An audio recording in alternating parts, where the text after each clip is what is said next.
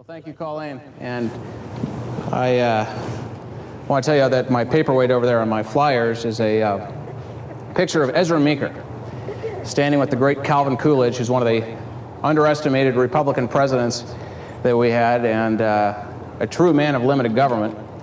But Ezra Meeker's all rumpled and standing in a rumpled suit with his rumpled hat. This is 1926, a couple years before he died. And Calvin Coolidge is all ironed and straight-laced and everything.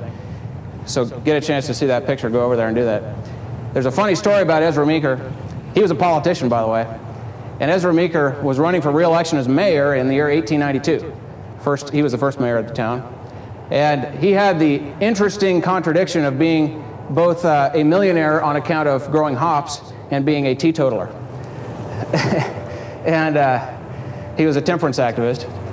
But his opponent for mayor that year decided to put out a keg of beer along Meridian, and it said, "Courtesy of E. Meeker." And so Ezra Meeker, probably for a variety of other reasons, lost that election. But Ezra Meeker was a politician. He had his share of enemies throughout his life, but he was a great man. He was a man who understood the importance of liberty, and who came to this valley and came to this state because he appreciated that, as so many others did of that generation. Ezra Meeker was somebody who later apologized for having named the town an unpronounceable word. But it meant something. The word Puyallup means something. It means the generous people. And that word is something, when I give tours here at the Meeker Mansion to fourth graders who come through, I want to drill that into them. I drill into them the meaning of that word, the generous people, because it's something we ought to live up to, something I think we have lived up to in many ways throughout our history as a community. But the idea of the generous people means that you and I can give to one another, can take care of each other, that families and churches and small businesses and community institutions can give and serve and love a whole lot better than any bureaucracy ever did. And that's the meaning to me of the liberty and the generosity that are embodied in that man, Ezra Meeker, who built that house along with Eliza Jane. He actually liked the little cabin that was down there in Pioneer Park Club there. And but there's a vision there, a vision of generosity, and it's something that no bureaucracy can ever replace. It's something that no agency could have ever planned. And planting the community that sprung up here, it's a remarkable thing that happened right here. That happened because Ezra Meeker had a dream.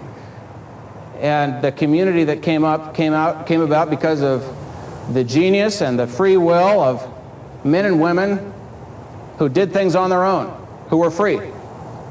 And you can't centrally plan that. You cannot determine at a federal level or a state level how to do that. That requires the genius of a free people. And that's why we must win this election this year. We're talking about an incumbent who's out of touch with the people, Don Morell, who has been there for 8 years. And we have an opportunity this year to unseat Don Morell and to replace that with a pro-liberty, pro-community, pro-generosity kind of vision that I think, look, this is an opportunity that we can't pass up. So much is at stake. The next generation of Americans is going to be saddled with debt, and we have an opportunity to turn that around right now. We've raised about $57,000 in our campaign, and we've doorbelled almost 9,000 homes. And I need your help going into August 17th to finish that task. We need to get to 15,000 doors by August 17th. We need to reach our neighbors with this message that you and I are better than government at taking care of our needs and our wants. Thank you.